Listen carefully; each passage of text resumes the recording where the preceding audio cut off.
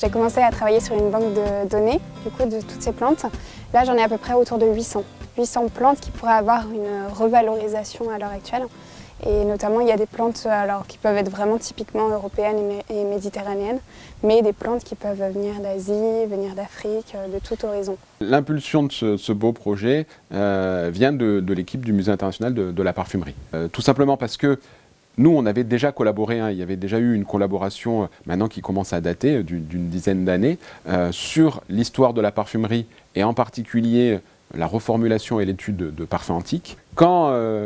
la Fondation L'Occitane, puis l'Occitane, a contacté les Jardins du MIP et le Musée de la Parfumerie pour essayer un petit peu de mécéner, de mettre en valeur ce patrimoine botanique, tout naturellement, l'équipe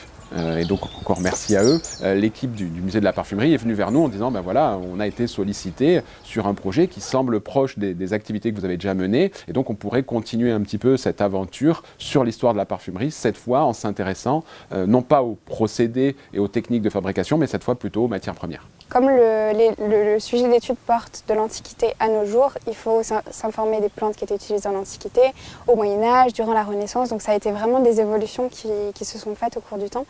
Et notamment, dans l'Antiquité, les écrits qu'on a sont très différents des écrits qu'on peut avoir à l'heure actuelle.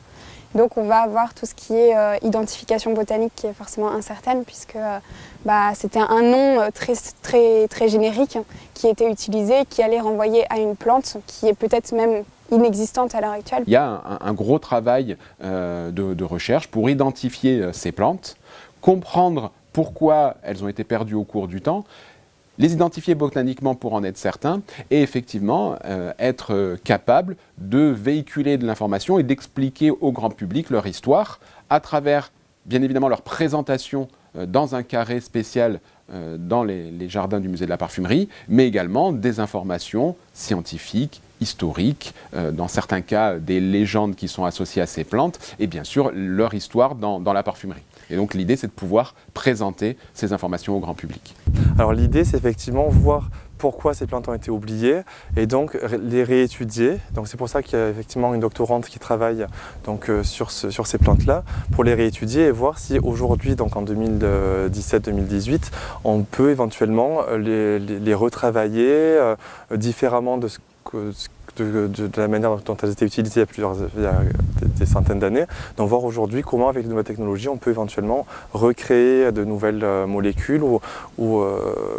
en tout cas les revaloriser économiquement dans la parfumerie. C'est vraiment un projet qui se scinde en deux, parce qu'il y a une partie qui va être plus valorisation de ces plantes oubliées de la parfumerie pour une communication grand public. Donc ce but-là, ça va être d'une part replanter certaines de ces plantes qui ont été utilisées en parfumerie pour en faire des écriteaux grand public et ensuite juste donner des clés, des pistes d'usage qui étaient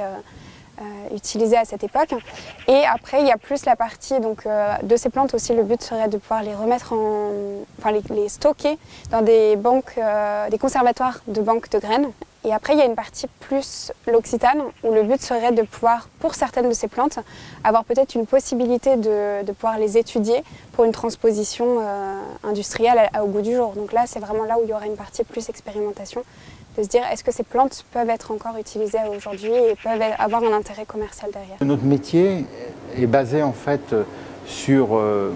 ce développement, cette préservation, ce souci en fait des plants à parfum. On travaille depuis très longtemps sur la préservation de la lavande, on travaille aujourd'hui aussi sur l'amande, c'est des arbres et des plantes emblématiques en fait de la Provence. Et forcément, quand on parle de fleurs oubliées du bassin méditerranéen ou quand on parle de fleurs oubliées du bassin de Grasse, forcément c'est quelque chose qui est en lien, je dirais presque, et son jeu de mots naturel, avec notre activité. Et voilà, et la rencontre à la fois avec l'université de Sophia Antipolis, mais aussi avec nos relations historiques importantes avec le MIP, le Musée international de la parfumerie, fait que on ne s'est même pas posé de questions. On s'est dit tout simplement c'est un projet intéressant, c'est un projet qui a du sens, c'est un projet qui donne du sens à l'éducation des personnes qui s'intéressent un peu à tout ce milieu du naturel